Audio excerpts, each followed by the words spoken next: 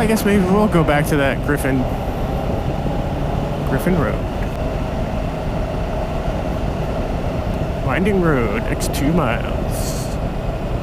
And that's the end of the asphalt.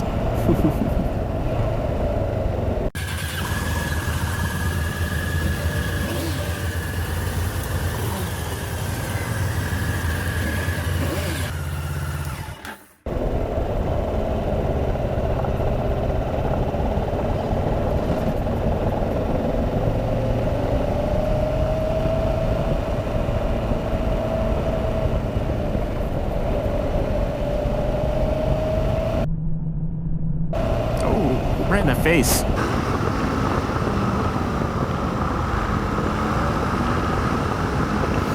So something of note there, kids. If you ever decide that you want to try this out and go hit up some gravel roads, your brake bias reverses off-road. So you want to do more back brake and less front brake when you're off-road. It's actually the ratio is a little off also, so you want to do more like 80 back, 20 front. Giving it too much front brake will actually cause your front end to wash out and would be very unhappy with that. So it's much easier to recover a back end sliding out than it is the front end. I have a feeling this camera here is going to be all but unusable as far as this part of the trip goes.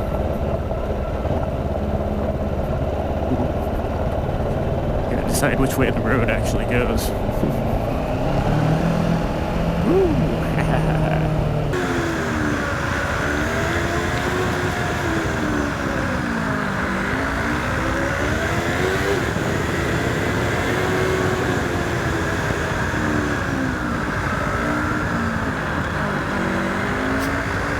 See, the thing that really keeps me from actually picking up any speed and really playing around on roads like this is the other people. You know, with my luck, I'll bring the rear end around and start sliding around a corner, and some kid in a legacy wagon will be doing the same thing in the opposite direction. So it's much more preferential to actually just go a little slower and maintain more control.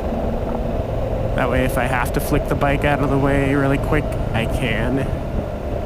Whereas it's much more difficult to try and maintain attitude adjustment in the middle of a slide. Anderson Butte. Butte sounds like it could be a good view. A good view rope. And we're back on the asphalt. Yeah. Private property next 3 miles, but there's a BLM sign, so it's like... So does that mean we're good as long as we stay on the road? Or HVs are not out on paper. Alright. What I really should be doing right now is editing my footage from my Yosemite trip. I found that I'm having a lot of difficulty in doing that because it's all footage of Sora, my Connie. It's all footage from her, and I really can't ride her right now because I need to. So yeah, I'm still having issues with the insurance and all of the stuff that's encountered around that. One of the big problems is I decided to do all of the repairs myself, which is cool. You know, I'm more than qualified to do some body work and replace some parts. However, I cannot cash the insurance check until all the repairs are made, which means I need to come out of pocket for all of the parts. And there is a number of parts that are really on the expensive side. Like one of the fairings that was beat up when the mirror snapped off is almost $400. So, and then there's like the mirror itself.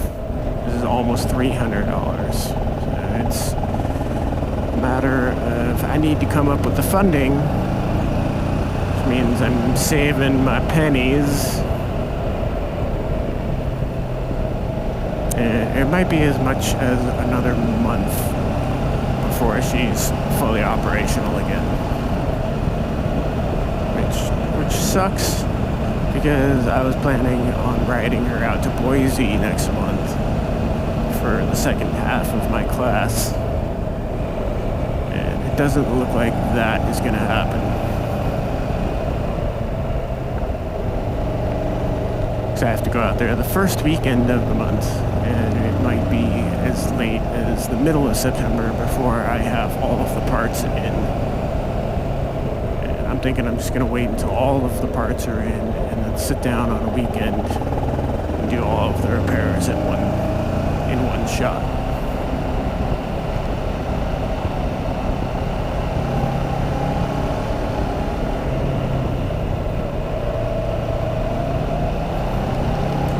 Turning out to be a pretty cool road. Very technical. It's got a lot of stuff to keep you on your toes, like deer. Try to flush out any more that might be hiding around.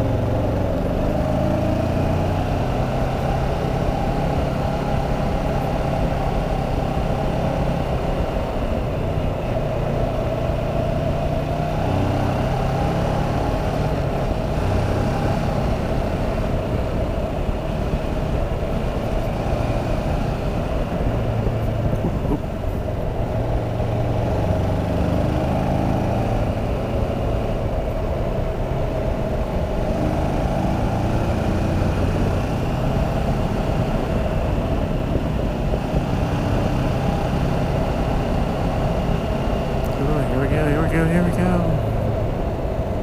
Yeah.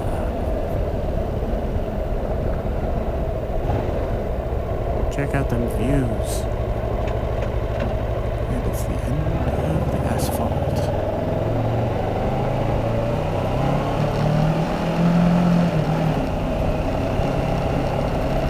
Washboard. Washboard can be a real pain in the ass. Literally.